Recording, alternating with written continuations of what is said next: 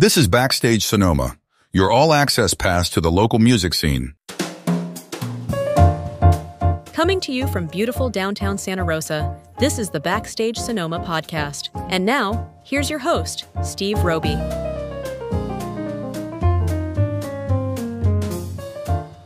Hey, welcome back to another episode of Backstage Sonoma. I'm your host, Steve Roby. Today I'm thrilled to welcome Ben Sollee, an American cellist, singer, songwriter, and composer known for his political activism. Ben has carved out a unique place in music, blending folk, jazz, and blues with a contemporary twist. His new album, Long Haul, is a deeply personal and powerful record. It's his first solo effort in 7 years, and we'll dive into it today. In our conversation, we'll take a look at how Ben's experiences, especially his battle with long COVID, shaped his latest album, Long Haul. We'll also discuss his upcoming Bay Area show in Healdsburg. Before Ben joins me, let's set the stage with a taste of his new music. Here's One More Day. This is Ben Sollee on Backstage Sonoma.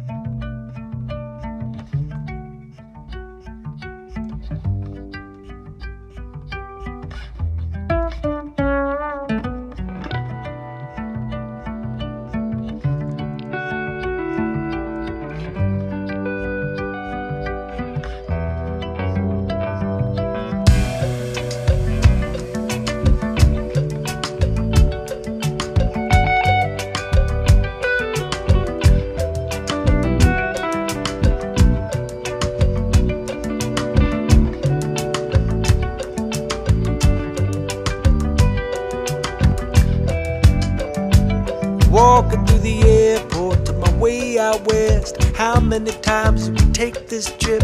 Early in the day, late at night, you were by my side. Arrivals and departures, final boarding calls, caught in between, sleeping in the halls. I thought I saw you walk through the gate, but you're already gone. Give me one more day, give me one more hour. You can leave anytime you please. Why not stay a while? Give me one more day, give me one more hour. Don't let the sun set on your chance to fall in love again. Give me one more day, one more day, one more hour, one more hour. Wandering the lost coast amongst the tall trees, cooking on a campfire on the beach. I could tell you were in pain, the kind of pain even music won't reprieve. You must have felt trapped with the last of your cash. You bought a pint of cheap liquor and some cigarettes, falling through the vapor of booze and despair. No parachute, no emergency flare. Yeah, I wish you would have called, I would have answered. I told you that I understand, 'cause in my darkest hour I heard the voices calling me in. Give it one more day, give it one more hour. You could leave anytime you please, why not stay a while?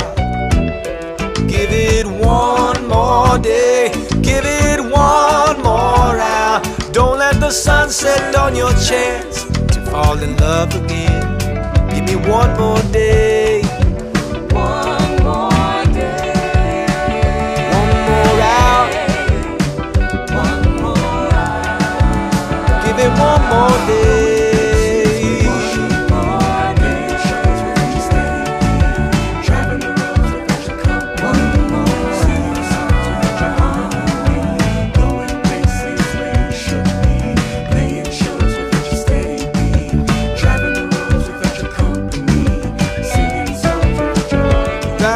The Rockies with the wind at our teeth, cranking up the hills on an old 10-speed. You didn't quit then, why quit now? What's the rush? Come on, take it slow. If you're lonesome in a crowd, restless at home, reaching for a dream you may never hold. If you really must go, take one last look, take a walk on the road, watch the sun come up. Give it one more day, give it one more hour. Don't let the sun set on your chance fall in love again.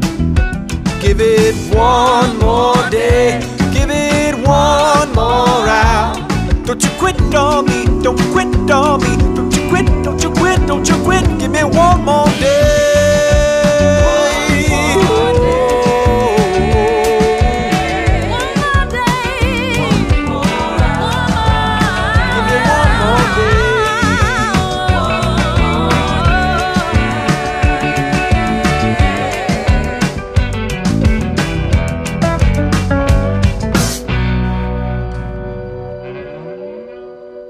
That was One More Day, a new single from cellist Ben Sollee, our guest on Backstage Sonoma. Hey, Ben, welcome to the show. It's such a pleasure to have you here. Hey there. Thanks for having me. Great. For our listeners who might be new to your music, what early influences shaped your sound, and how did your experience as a classically trained cellist blend with your passion for folk and roots music? Well, I grew up in a home that was full of R&B music. My mama sang. Daddy was an R&B guitar player. All right. And so it was a bit odd when I came home asking to play the cello, and, which I picked up in public schools. And for whatever reason, just never really saw the boundary between musical genres or styles. I just always thought of the cello as a wooden box with strings, and you can make whatever sound occurred to you on it. And I grew up loving the music of Paul Simon and Michael Jackson and Louis Armstrong and Nina Simone. Ani DeFranco and Pete Seeger were big heroes of mine. I loved how they used their music to create change in the world. And as a young fella, I joined this radio show in my hometown of Lexington, Kentucky called Woodsong's Old Time Radio Hour, which was amazing. It brought hundreds of artists through that city, and I played as part of the stage band. So I got to sit on stage and perform with folk icons like Odetta and Sweet Honey in the Rock and Roger McGuinn, as well as, new and upcoming artists, Canadian bands like the Ducks, and it's just so many incredible artists. That really was an incredible training ground to kind of steep myself in, not only as a musician, but also as an entrepreneur, hearing about how people were making it out there in the world. Wow. What a cool experience. Oh my gosh. Yeah, it was really amazing. Can you tell us the story of the song we opened the show up with called One More Day? What's the backstory with this song?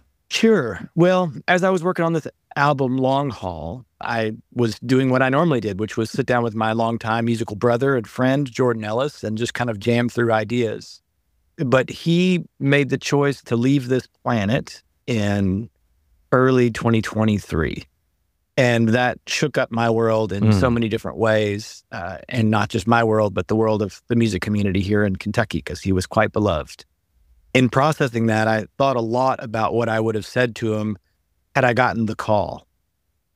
And I'm pretty sure this song says what I would have said, which is just, I respect your decision, and what's the rush? Give it one more day. Give it another hour even. You could leave anytime. Why not stay a while? Nice. What a nice tribute. Your new album, Long Haul, has been described as an incredible mix of influences from gospel to West African rhythms.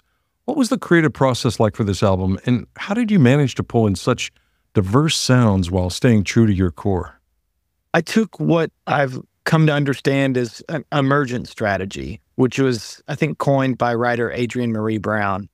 It was a strategy where it started with little seedlings of ideas and then got together with other creatives, musicians, movers, thinkers, and we just tried things out with the goal of finding what was unique and special about this time and this place and this grouping of people, and really tried to trust what emerged from that process as the art. And the cool thing about that is it was surprising. It still surprises me to listen to this record because I'm discovering things about it. Because what came out was not necessarily the product of me hunkering down by myself in some isolated space, but rather, some sort of communal experience that each of these humans are building momentum off each other's creative ideas, and what emerges is something, really special and unique and original in my mind. And that's important to me in an age where, we have a lot of priority placed on efficiency and productivity and optimization. And so the justification for using machines and algorithms in that process is very easy to find. And we're generating whole songs, symphonies even, with some of this large language models and generative technologies. So the idea of sitting down with humans and really kind of seeing what comes out in between all of us rather than from an individual, I think is kind of where the power is in being human. And that was a priority that we put on this record, was to, find the resonance, trust the resonance, and show our fingerprints. Make sure that the listener could hear that this was music being made by a human in the same way they might appreciate a great meal prepared with local seasonal food, or they might appreciate a piece of pottery that has the fingerprints and marks on it, as opposed to whatever plate you could buy at Target. Yeah. That's a great way of putting it. Thanks for the explanation. That was wonderful. So let's talk about your songwriting. Your songwriting always seems to explore emotional and social issues deeply. Can you walk us through the process of writing a new song? Is it a structured approach, or do you let inspiration guide you wherever it takes you? Well, historically, I've been very musically curious, but have been hesitant to really follow that to wherever it might lead. And like I mentioned, with the process of this record, I really tried to trust wherever the impulse was leading me.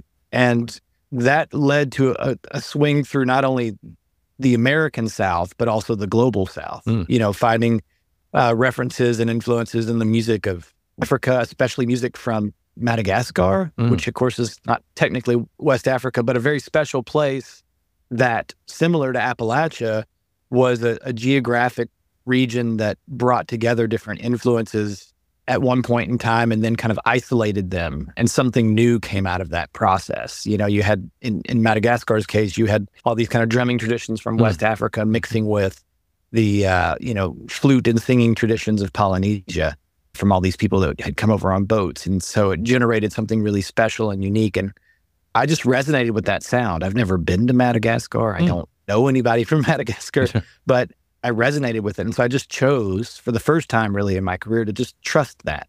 Just trust that there's something human about that sound, and that as an artist, it's okay to make from that place of trust and resonance. Nice. Well, let's play another track from your new album. This one is called When You Gonna Learn. What's the backstory with this one, Ben? Oh, this is sort of a message in a bottle. As a father of 3 kids, 2 of those kids being quite young, I'm constantly reminded that they are fantastic teachers on how to be present, how to live your values, because they don't know in any other way. They intuitively and innately know. They have a knowledge that they move through the world with. And it's a reminder that those sorts of values are something that we lose or move away from rather than have to gain over the lifetime. Nice. Well, let's hear it now. This is When You Gonna Learn by Ben Sollee, and you're listening to Backstage Sonoma.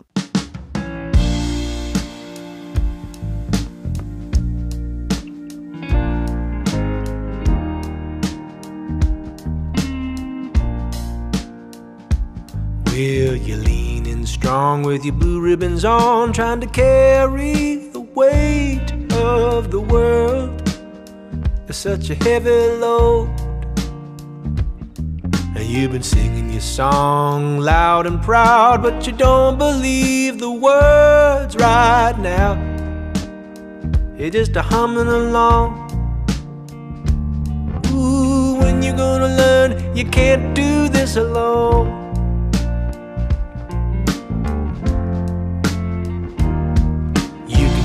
Your hair, put your best shoes on, drop a penny in the well and wish your life away. Call it a test of faith.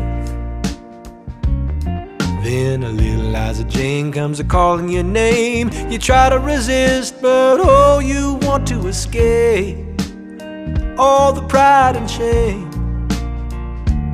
Oh, when you gonna learn you ain't got nothing to prove? When you gonna learn you already know the truth? Oh, I see people running scared from who they want to be. They don't know there ain't no place you can run away. Run away, no, there ain't no place you can run away, yeah, yeah.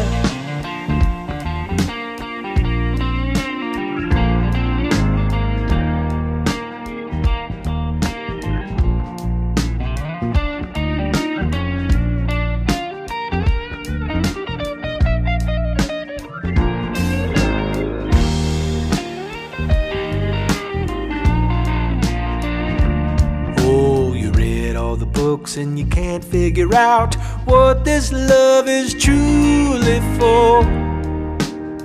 You got to give it away. And I can tell you right now, there ain't nothing perfect, but you got to find out what you're fighting for. What you're fighting for. Oh, when you're gonna learn, there ain't nothing but the truth. When you're gonna learn, you're who you're willing to be. Oh, maybe you believe in fate and destiny. Well, the anger that you feel, although it might seem real, no, there ain't nothing making you feel that way. Feel that way. No, there ain't nothing making you feel that way. There ain't no angels in the sky, no devils in the sea, just the music within and the harmony. And if you're feeling low, we're gonna lift you high, but don't take it from you. The answer's inside. When you gonna work it out? When you gonna work it out? When you gonna work it out? When you gonna work it out?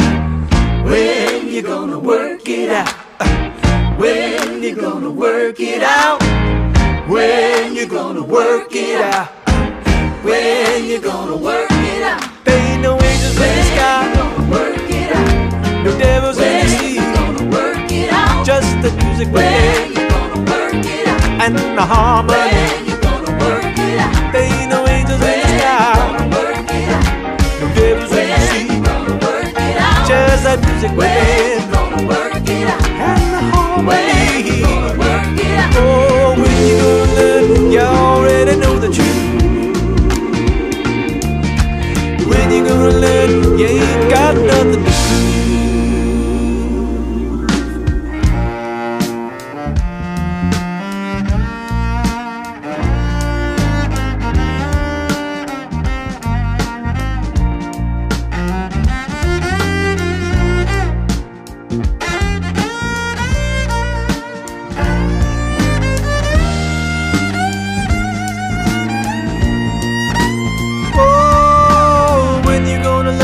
You can't do this alone. And when you're gonna learn, you already know the truth. Yes, oh, when you're gonna learn, you already know the truth. That's When You're Gonna Learn by Ben Sollee. He's my guest today, and it's from his new album called Long Haul, which is available now. Ben, it's fascinating how your album Long Haul became such a personal project, especially given your battle with long COVID. How did that experience shape the music, both lyrically and musically? And was there a particular song on the album that helped you go through the healing process? Yeah, I mean, the album is really the fruit of the healing journey from long haul COVID. You know, I got COVID back in October of 2020. And it, for me, just didn't resolve. So I struggled for about 1.5 years with symptoms. And through that process, you know, there was no therapy or medicine to deal with it. So I had to really, you know, go off label and find things that helped me heal. And that really caused me to reflect on my relationship with my body and change the way I slept and breathed and, you know, what I drank, or more importantly, didn't drink, and even what food I had. So in that process, you can't be in relationship with your body like that without, you know, being in relationship with really the world. And that really kind of caused almost a spiritual response in me of feeling very connected to things. And that really led to most of the music on this record. I mean, the title track, Long Haul, kind of outlines much of that journey in its lyrics and spirit. And just a reminder that, you know, healing takes the time it takes.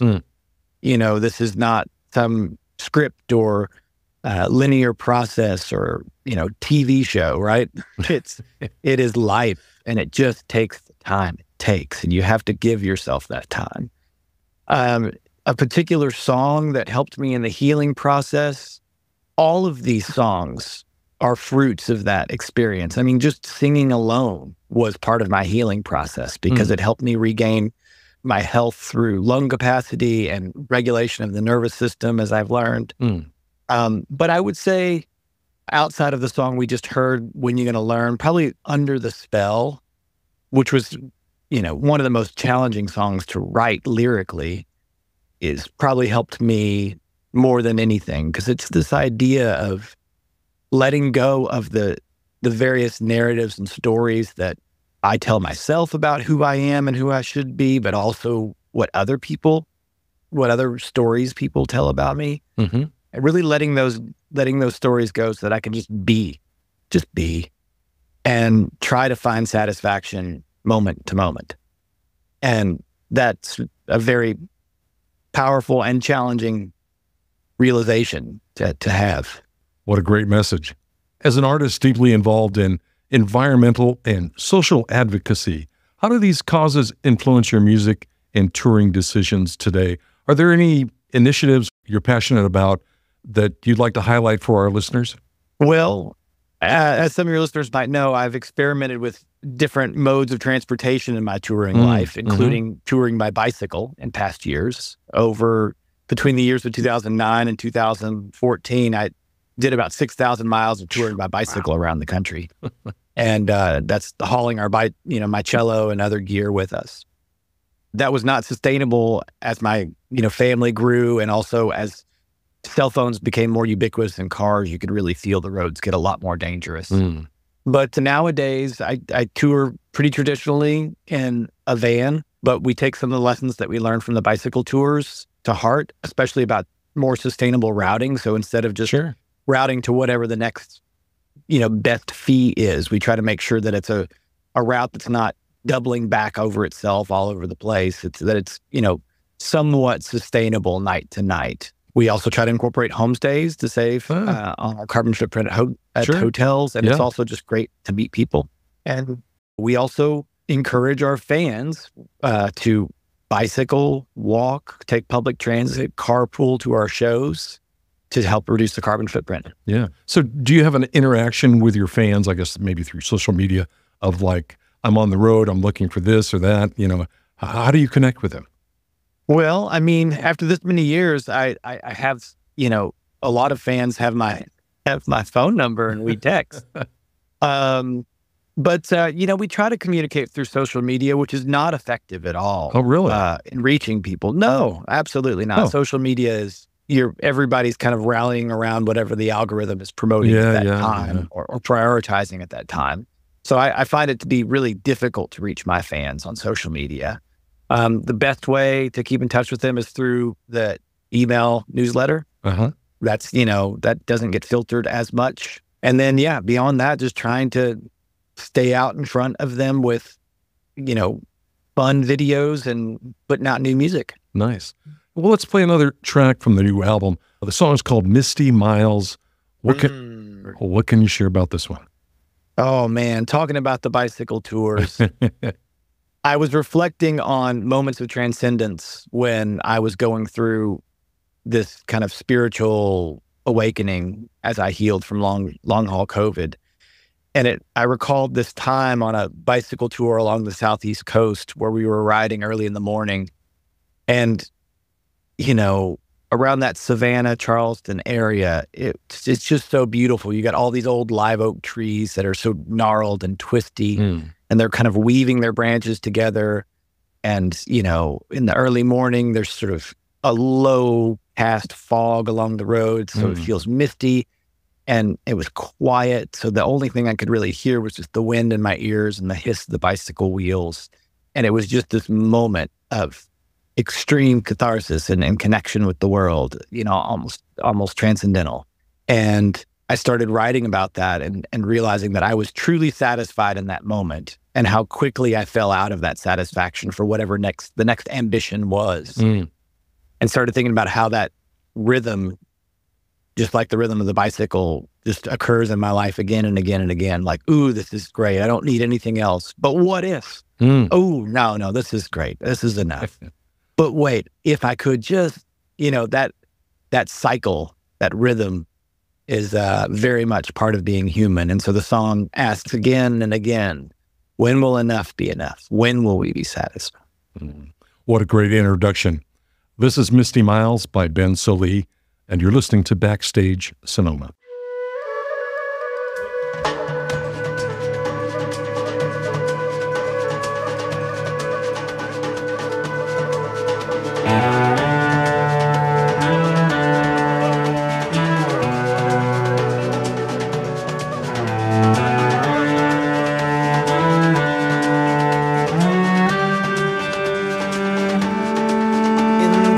Misty miles along the southeast coast, Spanish moss hanging from the crooked live oaks, reaching far above him like a cradle in the sky, woven together by some invisible God. Every inhale is a little birth, every exhale he dies. He's a man on two wheels looking for some peace and quiet in this fitful world.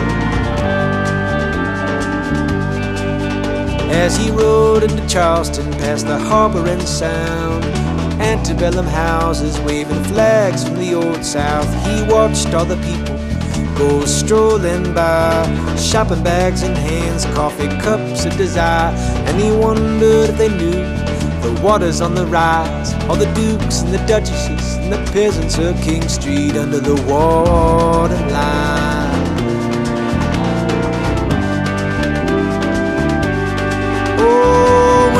Enough be enough. Ooh, when will we be satisfied? When will enough be enough? When will we be satisfied?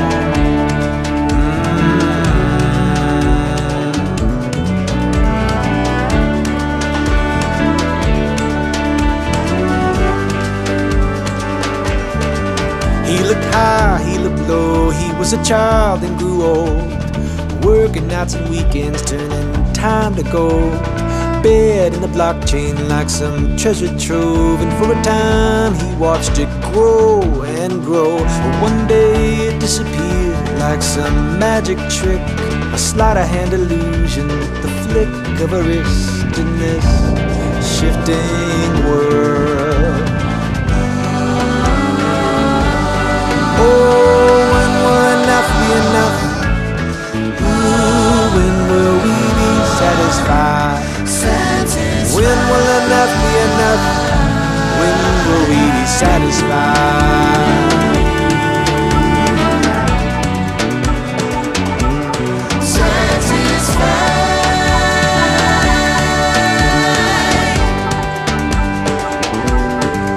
He did his laundry in the evening, hung it out at night, hoping to catch the dream he had as a child.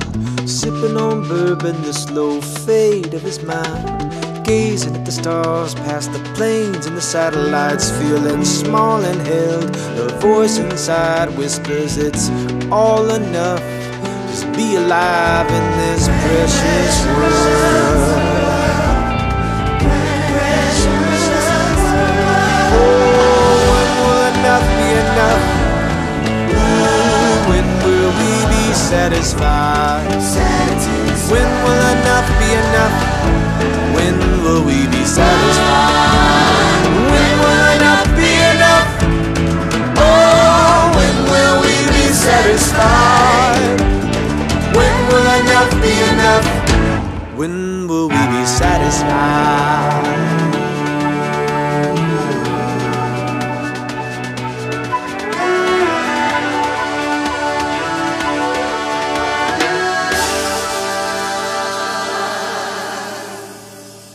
That was Misty Miles by Ben Sollee. He's my guest today on Backstage Sonoma. Hey, Ben, what's next for you in terms of upcoming projects? Are there any new albums, collaborations, or film scores in the works? Yeah, I have been doing a lot of film scores. I'm working on a TV series right now called Distilled in Kentucky, which is a really cool effort to showcase amazing up-and-coming artists from Kentucky. It's hosted by, author, artist, singer, Grammy Award-winning person Silas House. And it's, featuring artists like, oh gosh, S.G.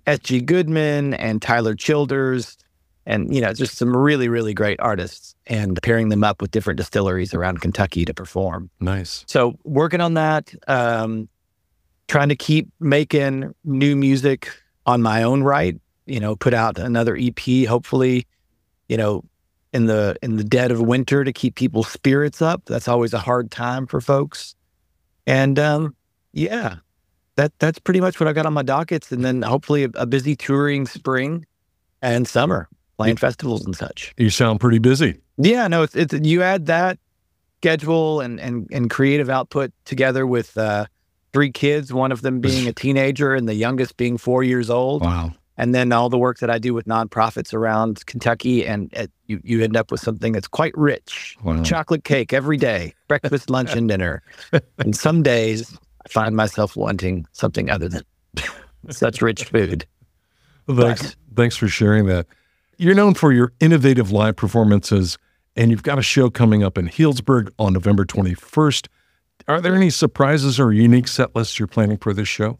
Well, every show is a surprise. I mean, there is a jazz element to my shows in so much as they are all different. We open up space in each show for myself and the artists I perform with. In this case, that'll be Dan Dorff playing percussion and a fellow named Brandon Coleman, who's an incredible guitar player, to just invent and create new. You can't know if it's going to, fall into a Bjork Human Behavior cover, or if it will fall into a Bach fugue. It could go either way. Wow. And in between, there's lots of stories. And what I love most about this show is there's just a ton of laughter. It's just, there's a lot of joy in it and a lot of fan interaction. I think it's important from what I've learned in my long haul journey, and what I think is important for like public health and creating togetherness to get people singing and moving and participating in the show as much as possible. It sounds like a wonderful evening. And let me remind our listeners, Ben Sollee, with guest on stage, will appear at Little Saint in Healdsburg on Thursday, November 21st. Doors open at 6 p.m. and showtime is at 7 p.m. and I believe it goes to 9. So it's a full evening of music. If you'd like more information, go to littlesainthealdsburg.com. Ben, thank you so much for your time and sharing the stories about your music. It was a great conversation. Thank you. Thank you so much for opening up space and sharing the music. Backstage Sonoma will be right back after this quick break. Welcome to Backstage Sonoma, your all-access pass to the heartbeat of the Bay Area music scene. From jazz to rock, blues to world music, we bring you intimate conversations with the artists shaping our soundscape. Hear their stories, explore their inspirations, and dive deep into the creative process that makes each performance unforgettable. Hosted by Steve Roby, seasoned radio personality and best-selling author, Backstage Sonoma has featured Grammy winners like Judy Collins, Colby Kyle Lott, Leslie Mendelsohn, and chart-topping guitarist Adam Hawley.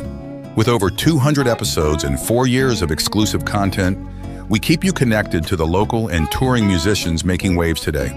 Whether you're a lifelong music lover or discovering new tunes, join us on Backstage Sonoma. Available on all major streaming platforms, including YouTube. Don't miss a beat, subscribe now, and be part of our growing community of listeners. Backstage Sonoma, where the music never stops. Thanks for listening to the Backstage Sonoma podcast. Join us next time for more great interviews and music from local and touring musicians. You can find us on the web at backstagesonoma.com.